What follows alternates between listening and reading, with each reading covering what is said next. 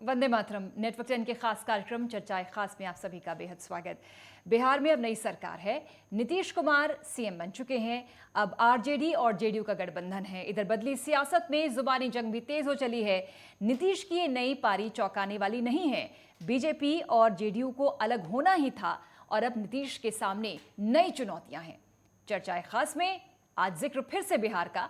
अब जुबानी जंग तेज हो गई है। सरकार तो बदल गई, नई सरकार बनी है, लेकिन अगुवा नीतीश कुमार ही हैं। इधर सियासी बयानबाजी भी खूब चली। ढेर सारे सियासी तीर बीजेपी की ओर से। बीजेपी ने कहा कि पिछले चुनाव में पीएम को वोट दिया था जनता ने, नीतीश के नाम पर वोट हासिल नहीं हुआ था।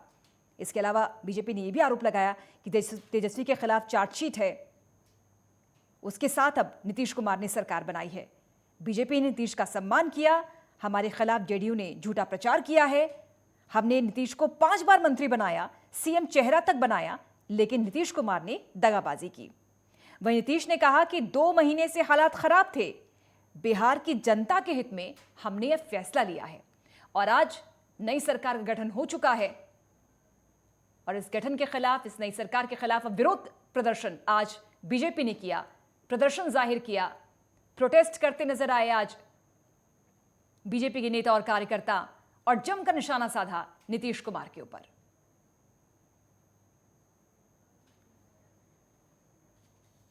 आठवीं बार सीएम पद पर विराजमान नीतीश कुमार। एक और खुशी है, जश्न है। जेडीयू और आरजेडी की तस्वीरें जहां पर कार्यकर्ता झंडा भी फहरा रहे हैं और जोश में जय जयकार भी हो रही है, आतिशबाजी हो रही है, पटाखे फोड़े जा रहे हैं, मिठाइयां खिलाई जा रही हैं। यानी एक खेमे में जश्न। और वहीं दूसरी बात की जाए, जो अब सरकार से बाहर हो चुकी है बीजेपी, उसने नाराजगी जाहिर की है, कटाक्ष किया है, निशाना साधा जेडीयू पर, आरजेडी पर और विरोध प्रदर्शन भी आज किया गया। बीजेपी ने कहा कि नीतीश कुमार ने हमें धोखा दिया। हमने नीतीश कुमार को मंत्री बनाया, मुख्यमंत्री बनाया, लेकिन उसके बावजूद नीतीश ने हमें धोखा दिया। हालांकि पिछले 9 सालों में अगर देखें तो नीतीश कुमार 3 बार पाले बदल चुके हैं, 2013 में, 2017 में और 2022 में। बीजेपी नाराज और आज जमकर आक्रामक होते हुए हल्ला बोला बीजेपी ने नीतीश कुमार के खिलाफ।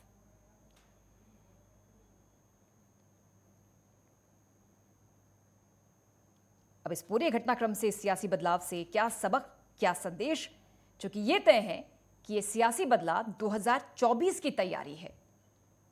लेकिन इस 24 की तैयारी में किसका गेम ओवर होगा, कौन वॉक ओवर देगा, कौन बाजी पलटेगा, यह देखना होगा।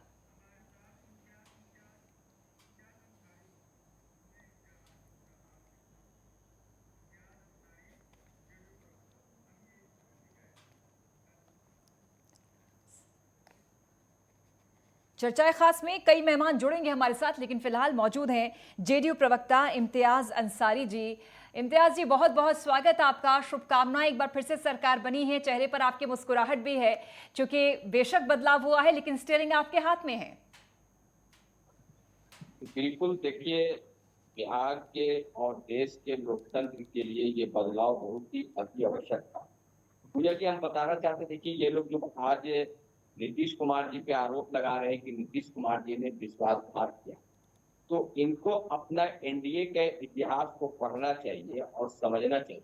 1996 में एनडीए का गठबंधन का गठन हुआ था, जिसमें सहदेव अटल जी, अडवाणी जी, सहदेव मुरली मनोहर जोशी जी और जॉर्ज साहब ने मिलकर के 1996 में एनडीए घटक बनाया था और 17 सालों तक हम लोग एनडीए में बने रहे। 17 मिनट के लिए भी हम लोग एनडीए से बाहर नहीं हुए, क्योंकि उस समय के जो नेता थे, सहदेव अटल जी, सहदेव अडवाणी जी, सहदेव मुरली मनोहर जोशी जी, इन लोगों ने गठबंधन धर्म का पालन किया।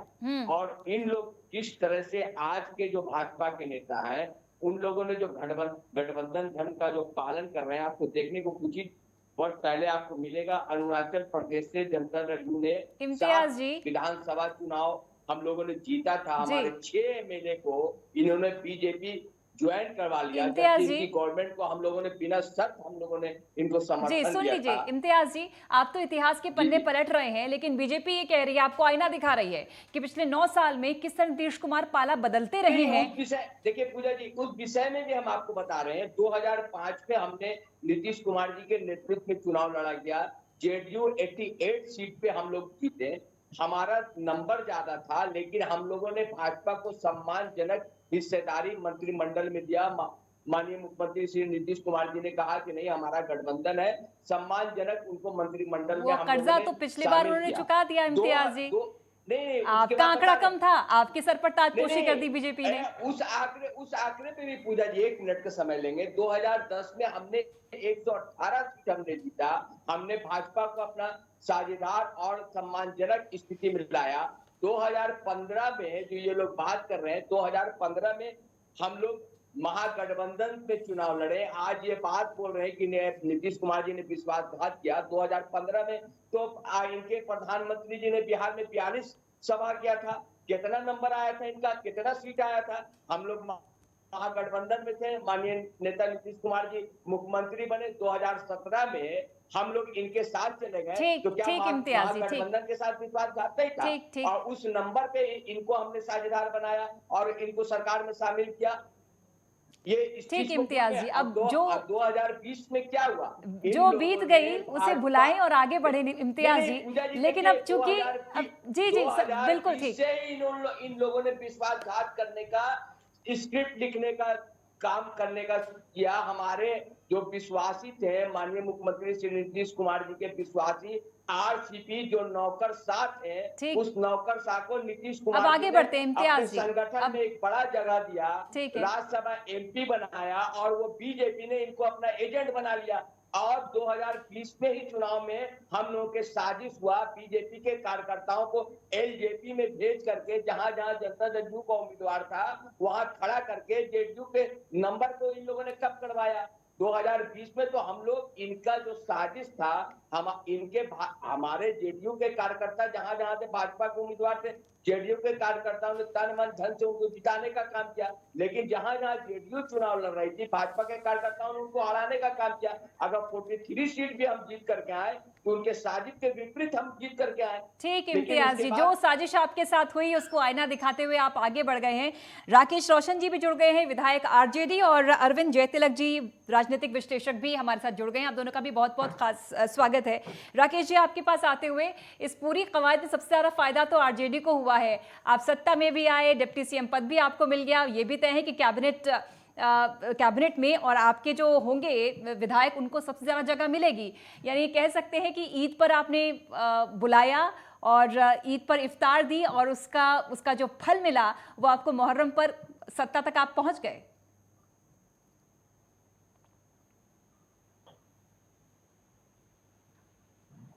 राकेश जी,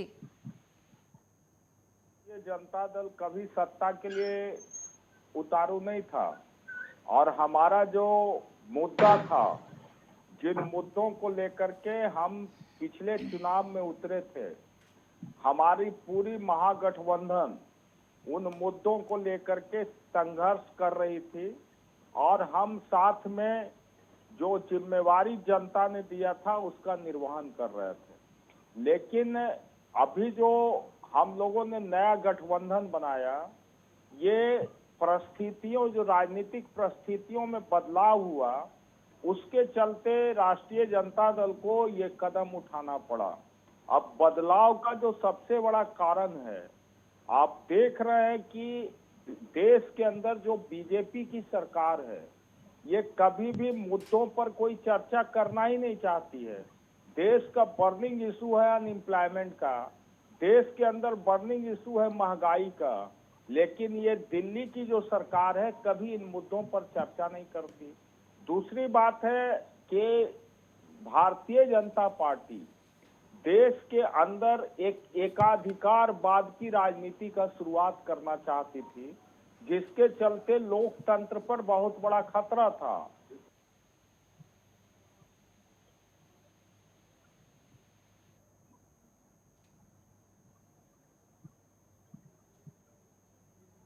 चलिए, थोड़ा टेक्निकल फॉल्ट है राकेश जी, आपकी आवाज आपकी आवाज नहीं पहुंच रही, वापस लौटेंगे।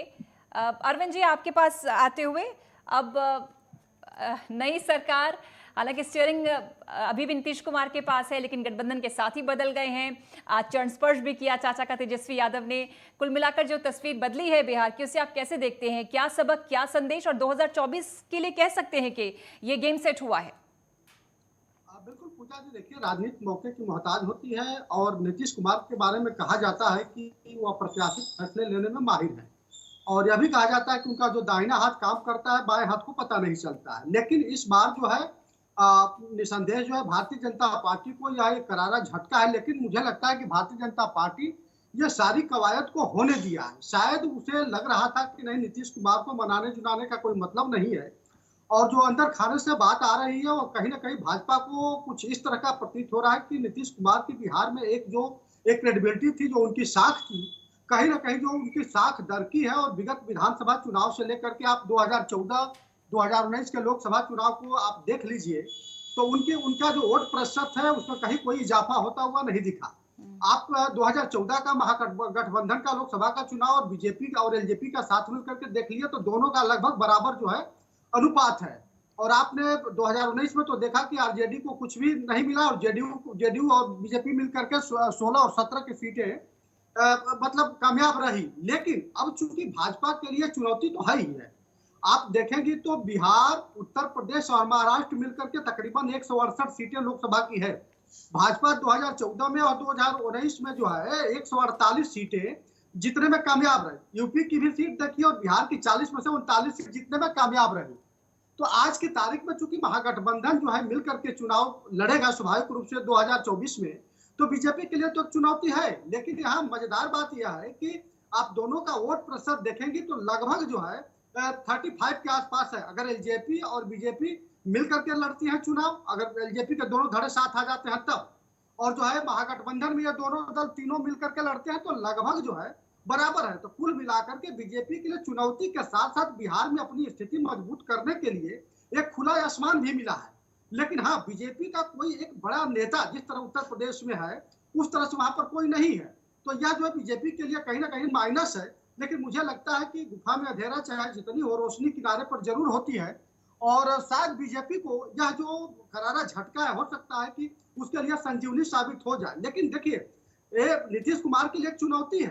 अब नीतीश कुमार जो है फिर अब आरजेडी से अलग नहीं हो सकते। अलग हो गया तो उनका जो है पूरा जो कुनबा है 45 का, उसमें आरजेडी जो है सेंधमारी करने में सफल होगी, और उसके बहुतायत जो है विधायक जो है फिर आरजेडी के साथ खड़े हो सकते हैं। ऐसी स्थिति में कहा जाता है ना कि कुएं और खाई के चैन में कहीं किनारा नहीं होता। तो आज के तारीख में नीतीश कुमार भले स्टीयरिंग उनके हाथ में है, लेकिन उनके लिए दाएं बाएं होना अब बहुत ही मुश्किल हो गया है। इम्तियाज जी, अरविंद जयतिलक जो कि राजनीतिक विश्लेषक हैं, बहुत पैनी नजर रखते हैं सियासी हलचल को लेकर, ये कह रहे हैं कि बेशक अभी तो खुश होने का मौका आपके पास है, लेकिन संभल कर आगे बढ़ना होगा। देखिए पूजा जी, इस पे हम आपको 2024 का में भी देखिए इस गठबंधन का जो कल फैसला हुआ है बिहार में 2024 के चुनाव में निश्चित उसका प्रभाव पड़ेगा। 303 सीट इनका है, 2272 इनको बहुमत के लिए चाहिए, 330 सीट इनका है, 30 इनका ज्यादा है। बंगाल में इनका 16 है अभी बंगाल से, और बिहार से 17 है। 2024 में क्या होगा बिहार और बंगाल में, ये तस्वीर इस गठबंधन से साफ नजर आ रहा है। तो किस तरह से ये लोग 2024 में आएंगे कि नहीं आएंगे, इसकी दिशा और राजनीतिक दिशा इस महागठबंधन के सरकार से तय होने जा रहा है। इम्तियाज जी, लेकिन जो आरोप लगाए नीतीश कुमार ने कि पिछले 2 महीनों से हालात ठीक नहीं थे, काम करने नहीं दिया जा रहा था, लेकिन अब गठबंधन आपने बदला है, साथी बदला है, तो आपको लगता है कि अब आरजेडी के साथ आप हैं तो फ्री हैंड मिलेगा, आप लोग काम कर पाएंगे?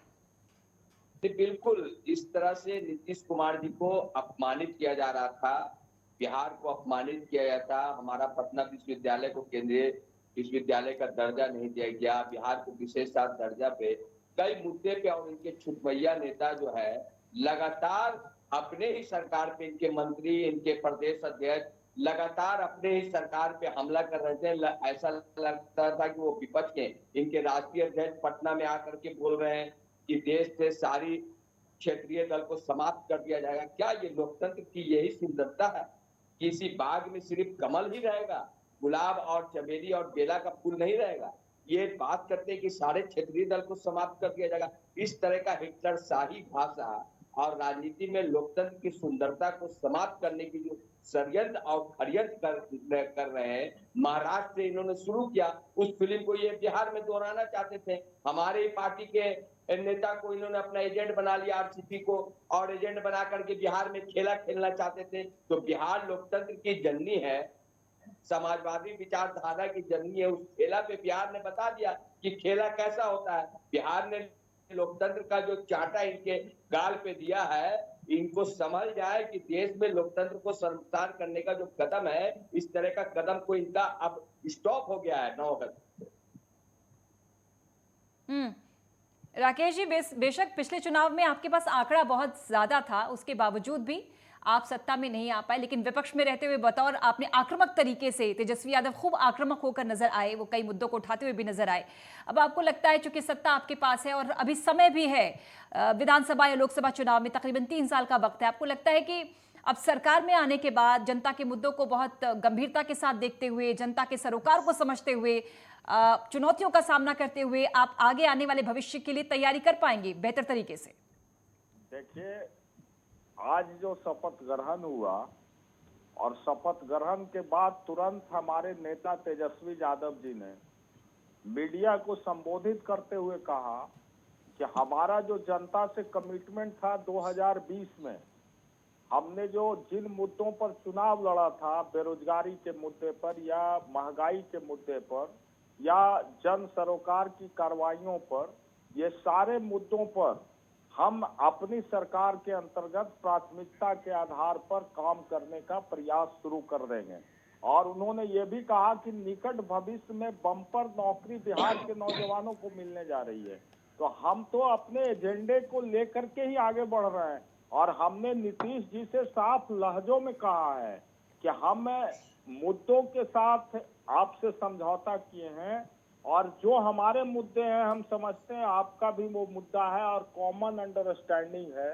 इसलिए कॉमन अंडरस्टैंडिंग के हिसाब से ये पॉलिटिकल सिचुएशन बनाया गया है और ये पॉलिटिकल समझौता हुआ है। तो इस समझौता को क्रियान्वयन करने की जिम्मेवारी सरकार पर है और सरकार के अंदर राष्ट्रीय जनता दल अपनी पूरी जिम्मेवारी का ईमानदारी पूर्वक निर्वहन करेगी और हम सरकार के साथ जो हमारा एजेंडा है उस पर सरकार के साथ सकारात्मक रूप से हमेशा सहयोग के लिए तैयार है। बिल्कुल, कदम ताल की आप बात कर रहे हैं राकेश जी। अब ये भी बता दीजिए, चूंकि अभी कैबिनेट तैयार होगी, उसमें डिसाइड होगा किसको क्या पोर्टफोलियो मिलता है, कौन मंत्री बनता है, तो चूंकि आपका भी अच्छा खासा जनाधार है और जहां से आप चुनकर आते हैं वहां पर नीतीश कुमार का दबदबा भी रहा है, तो क्या कैबिनेट में आप भी एक बड़े चेहरे हो सकते हैं? देखिए, ये तो फैसला नेतृत्व को लेना है। ये फैसला कोई मेरा नहीं है कि हमको क्या बनना है नहीं बनना है। जनता ने मैंडेट दे करके हमको विधायक बना दिया और जहां से हम जीत के आते हैं, ये सही बात है, नीतीश कुमार जी का गृह जिला है, लेकिन हम पहली बार जीते। इससे पहले हमारे पिताजी भी 3 बार वहां का प्रतिनिधित्व कर चुके हैं और हम लोग हमेशा जनता के सवालों पर हमेशा एक सरसरी निगाह के तहत हमेशा प्रयासरत रहते हैं कि जन समस्याओं का निदान हो। तो सर हमको जनता ने यहाँ तक चुन करके भेजा। अब बाकी पार्टी के अंदर एज ए विधायक हमारा जो दायित्व है उसको हम पूरी तरह निर्वहन कर रहे हैं और पार्टी यदि कोई इससे भी बड़ी जिम्मेवारी देगी तो उसको भी हम लोग अपने बुद्धि से, अपने विवेक से, जो हमारी क्षमता है उसका भरपूर उपयोग करके पूरा करने का काम करेंगे। अरविंद जयतिलक जी, जब जब नीतीश कुमार सीएम बने हैं, ये 8वीं बार मौका जब वो एक बार फिर से सीएम पद पर पहुंचे हैं, लेकिन अधिकतर बीजेपी के सहयोग से पहुंचे।